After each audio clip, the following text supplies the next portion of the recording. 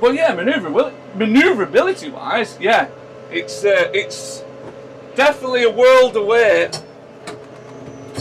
he says as he f***ing misses.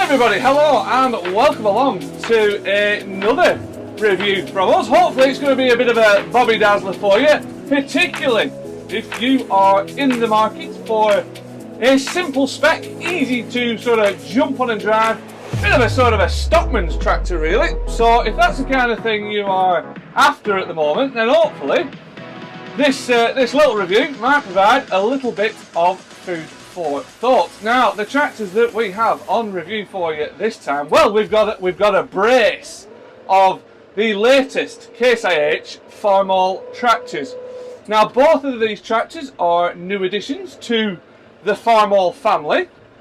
So over there on the trailer at the moment, we've got the new Farmall 100A, which sits at the top of the Farmall A family, and then the one I'm currently just on at the moment, doing a little bit of loader work. This is the new top model to the Farmall C family, so this is the 120. As ever in the Case IH world, the model number written on the bonnet does closely represent the power of these tractors, so about 120 horsepower on this Farmall C and 100 horsepower on that Farmall A just over my left shoulder. But to sort of simplify it, essentially in the Farmall family, there's sort of three spec levels. So over there it kicks off with the Farmall A. That is your proper Bob Basic, nice and simple tractor. And then you step up a level to this Farmall C Select, as Case IH calls it. And with that you get a little bit more spec. I would say the cabs just provides that little bit more comfort. And overall it's just a heavier duty sort of tractor, so ideal if you're doing quite a bit of loader work, for instance. And then above this spec level you've got the Farmall C Advance, which brings with it just a couple more toys. In particular you get a splitter. Now underneath the two models that we have, that 100A and this 120C, they pretty much share the same underpinnings. So they've both got the same 3.6 litre 4-cylinder FPT engine. They've both got the same 12x12 manual gearbox. They've both got a power shuttle as well, and they both share the same back end. Now the main differences between these two tractors are the cab. That's the main obvious one, that's the main visual difference. The rear linkage lift capacities are slightly different as well. As you can imagine, the C is a bit higher and the A is a little bit lower. And the front axles are also different. So on the 100A over there, that is a class 1 front axle as they call it. And on this one, because it's a little bit a heavier duty sort of tractor, this is a class 1.5 front axle. Now it's also worth mentioning that 2023 represents 100 years of the Farmall name since it first came out back in North America back in 1923. Now according to my stats, by 1947 it certainly turned out to be a popular model, did the Farmall. So by 1947 it sold 1 million tractors. And then by 1974, they'd sold 5 million. At that stage, that was the highest selling tractor of a particular range. And then the Farmall name was sort of lost over time. But then back in 2003, so 20 years ago this year, Case IH brought the Farmall name back. Now, it's fair to say it has evolved quite a lot in that time. So that's what we want to do for this review. We want to look at the latest Farmalls, these new additional top models to the A and the C. As ever, if you are watching this episode on one of our social media channels, unfortunately for you guys, it will run out shortly because it is a bit of a trailer for you, a bit of a teaser. So if you want to watch the full episode, fear not, head on over to that there, landpowertv.com, where we will have the episode in full. We'll have no adverts or anything like that getting in the way of your watching experience. You can make all your own playlists and it's all good stuff on there. We've got loads more other videos on there as well. Right, so on with this review then. As ever, weather always kind of dictates what we can do, so we're going to do quite a bit of loader work with these two tractors. While we're doing that, we've got a bit of trailer work to do as well, and then if the weather does play cricket as well, we'll try out a bit of PTO work as well with these tractors, so it should be good, hopefully, fingers crossed. Right, let's have it.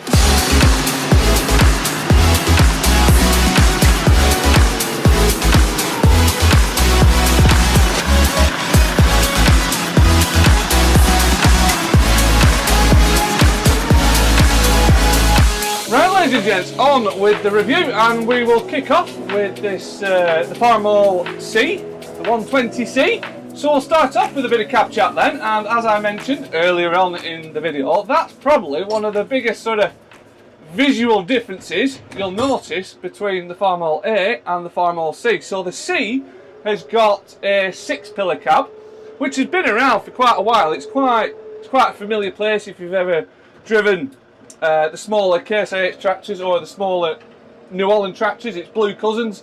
You'll be quite at home in this. Whereas on the Farmall A, that's, I suppose you could say, it's just a simpler 4-poster cab. And then in the cab, you could say on this C, it's all just a little bit more curvy. Just all a little bit more geared around ergonomics, as you might say. Just putting things close to hand and nice and handy. The seat's a little bit comfier in this one compared to that. In the Farmall seat, access is good from ground level up to the seat. Got a nice wide opening door. The passenger seat does fold up nice and neat out of the way, and it's not one of those tractors where you have to, every time you get in and out, you have to move the steering column in and out of the way to squeeze yourself onto the seat. There's actually, with the steering wheel left in its, in your sort of ideal position, it's actually quite an easy tractor to get on and off without having to touch that. Now if you do want to adjust the steering wheel and get that in an ideal spot, it's got a little floor pedal in the centre. Press that and you can tilt it forwards and backwards. Unfortunately, there's no telescoping action, so you can't do that. But for a tractor this size, it's actually not too bad where it is. I don't find myself leaning too far forward to get onto, well, to grab hold of the steering wheel. In terms of space in here, it's actually quite a nice little sort of airy cab to work in. You don't feel like you're on a small cramped tractor or anything like that, far from it. Nice and airy, nice and light in here. Feels like you've got a little bit of, a bit of space around you. And then overall layout, I've got to say, pretty decent in here as well. Like I said, compared to the A, it's all a little bit more curvaceous, you might say. So all your main controls are just sort of laid out in an arc around your right hand side here on this fixed console on the right hand side here. Loader joystick, nice and easy to hand. Mechanical joystick, got that proper direct control over the loader.